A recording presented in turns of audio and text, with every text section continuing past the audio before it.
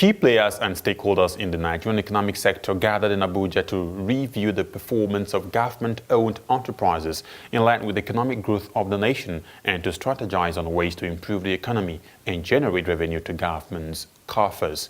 Kennedy Ode was there and completes the story. The Director General of the Budget Office for the Federal Republic of Nigeria, Bernard Kabueze, with the Chief Executive Officers of government-owned enterprises, on Tuesday gathered in Abuja to review the strategy of economic diversification through non-oil revenue by government-owned enterprises with the aim of generating revenue to government coffers. The director in his opening speech stated that the economic plan of President Muhammadu Buhari is to diversify the economy from oil because the government is facing revenue generation challenges, stressing that to curb the menace, tax payment must be taken seriously by agencies, as revenue plan and expenditure must be submitted by agency when expected. And the reality, therefore, is that as a country, we do not yet have a debt problem. We do not yet have a debt sustainability problem, but we have a serious revenue problem, which, if not tackled, could degenerate into a debt sustainability problem.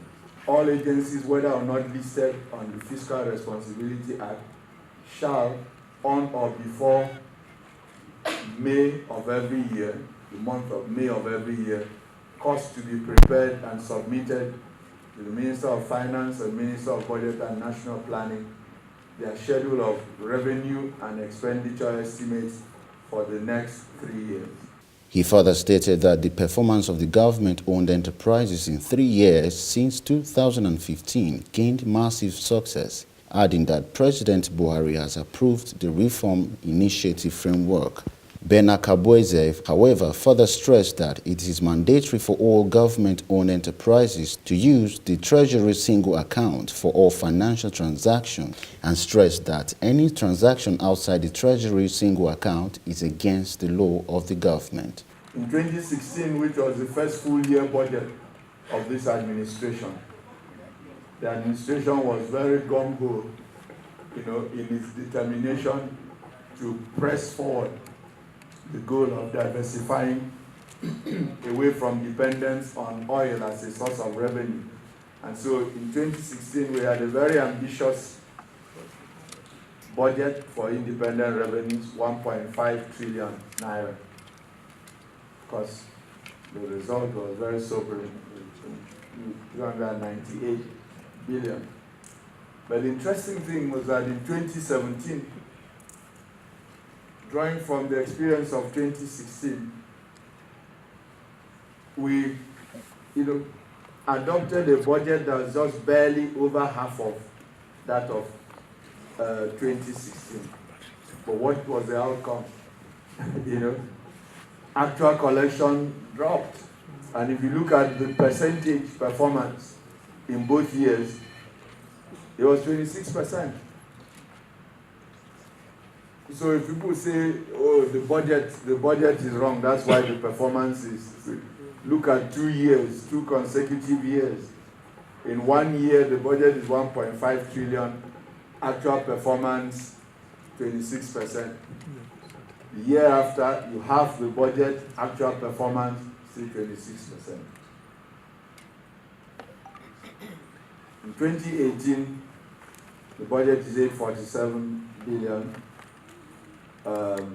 Today, we have 302 billion collected. You will all recall that in September 2017, the Joint Admissions and Matriculation Board, JAM, announced that they were ready to remit 7.8 billion naira back to the government. The shocking discovery was that in the last decade, JAM only remitted an aggregate of 51 million naira. This clearly illustrates the abuses that occur in state-owned enterprise entities, as well as their potential for increased independent revenues. If only people will do the right thing. We all need to play our role to ensure the right thing is done. I would also like to remind Nigerians that the whistleblower lines are still open.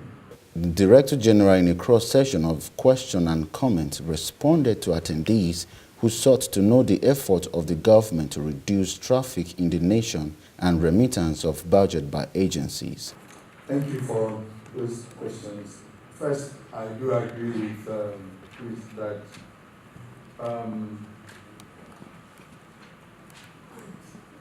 penalty charges for infringement of traffic laws can indeed, show up revenue. It's a sort of perverse kind of,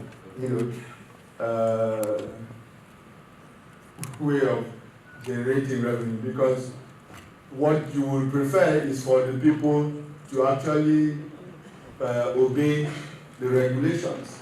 Nevertheless, however, it is simply human, it is the way of human beings that they don't. And so, all over the world, Chris sounds like he has lived in America, but I understand the state of, in the city of New York, they balance their budgets substantially by those, charges for infringement of traffic regulations. I used to work for Lagos State government.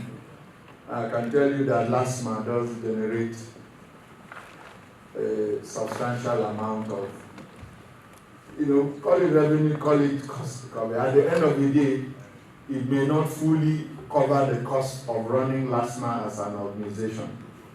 But of course, the primary purpose of LASMA is to ensure public order and safety, which then facilitates economic activity. Because if traffic keeps moving in an orderly fashion, it facilitates economic activity, which then ultimately translates into businesses earning more and paying more taxes and whatever. Kennedy Ode reporting for TVN News, Abuja.